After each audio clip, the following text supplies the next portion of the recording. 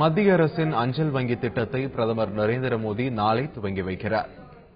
கிராமப்புற மக்களும் வங்கி சேவை பெறும் வகையில் நாடு முழுவதும் சுமார் 650 தபால் அலுவலகங்களில் இந்த புதிய வங்கி திட்டம் செயல்பட உள்ளது.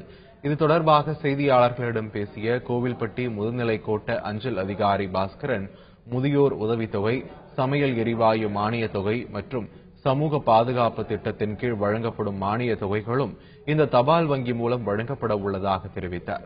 இந்த வங்கியில் புதிதாக கணக்கு துவங்க கைபேசி எண்ணும் ஆதார் கார்டு எண்ணும் இருந்தால் போதும் என்றும் அவர் தெரிவித்தார். இந்தியா முழுவதும் செயல்பட இந்த திட்டத்தை பிரதமர் நாளை துவக்கி வைக்க உள்ளது குறிப்பிடத்தக்கது. பொதுமக்களுக்கு மிகவும் பயனுள்ள திட்டம். இந்த ஐபிபிபி கணக்கு ஆரம்பிப்பதற்கு குறைந்தபட்ச இருப்பு தொகை எதுவும் கிடையாது. Zero balance account. இதில் அதிகபட்சம் 1 லட்சம் ரூபாய் சேமிக்கலாம்.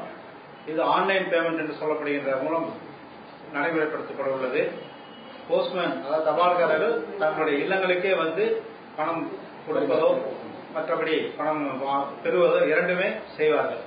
அவர்களுக்கு பொதுமக்கள் அஞ்சலகத்துக்கு வர வேண்டிய அவசியம் கிடையாது. அரசினுடைய மானியம் இதில் கிரெடிட் செய்யப்படுவதற்கு மிகவும் வாய்ப்புகள் உள்ளன. உதாரணமாக கேஸ் மானியம் மற்றும் சமூக பாதுகாப்பு திட்டங்களின் மூலம் அரசால் பொதுமக்களுக்கு கொடுக்கப்படுகின்ற மானிய தொகை, இதுபோன்ற பலவிதமான தொகைகள் இந்த இந்தியா போஸ்ட் பேமெண்ட் வங்கி கிரெடிட் டெபாசிட் செய்யப்படுவதற்கு முகாந்திரம் உள்ளது.